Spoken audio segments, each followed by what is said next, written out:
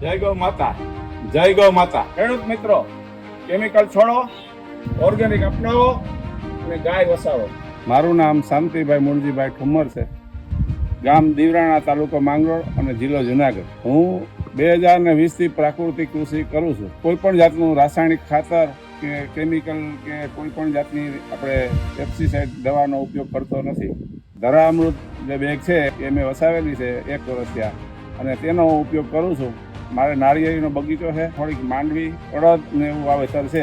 હાલો, હવે હું તમને આ જે ધરામૃત બેગ છે એ કેવી રીતે વાપરવાની એ હું તમને કહું. આ 200 લીટરનું બેરલ છે, એની અંદર અમે ગૌમૂત્ર નાખીએ છીએ, ખાટી છાશ છે, છાણ છે અને બાફેલા ચોખા છે, જે વનસ્પતિના પાંદડાને છે એવું બધું આમાં નાખીએ છીએ.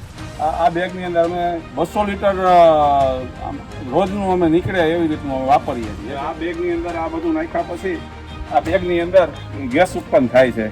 એ ગેસ કેવી રીતનો હોય એ તમને બતાવીએ છીએ. હવે હું તમને જીવામૃત કેવી રીતે નીકળે છે, એની ક્વોલિટી કેવી રીતે છે અને મારા ખેતરમાં કેવી રીતે થાય છે એ હું તમને અહીંયાથી બતાવું ચાલુ કરીને. આ વાલ હું ચાલુ કરું છું.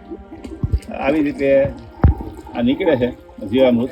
પછી અહીંયાથી આ વેન્ચુરીનો પાઇપ છે, આ વેન્ચુરીનો વાલ ચાલુ કરી બીજા પાક છે એની અંદર પણ આવી રીતે હું વેન્ચુરી દ્વારા આ જીવામૃત આપું છું. એના હિસાબે અડદ છે, મગફળી છે, એને ખૂબ પોષણ મળે છે. એના મૂળિયા આ જીવામૃત આપવાથી એકદમ મજબૂત બને છે. આ મગફળી છે અમારી 2 મહિનાની છે અને એમાં જો કોઈ પણ જાતનું કેમિકલ કે અમે વાપરેલું નથી, કોઈ પણ જાતની દવા નાખેલી નથી. અમે ફક્ત ને ફક્ત આ જે ધરામૃતની જે બેગ છે એમાંથી અમે આ જીવામૃત ખાયેલું છે. આ અમારા પ્રાકૃતિક કૃષિના અમારા અડદ છે અને ઓનલી ફોર આપણે ખાલી જે જીવામૃત છે આ ધરામૃત બેગનું એ જ અમે એને પાઈએ છીએ. 15 દિવસે બોલાને પાઈએ છીએ. જો હવે હું તમને અમારી જે આ જીવામૃત વાપરવાથી અમારી નાળિયેરીનો ફાલ છે એ હું તમને બતાવું છું.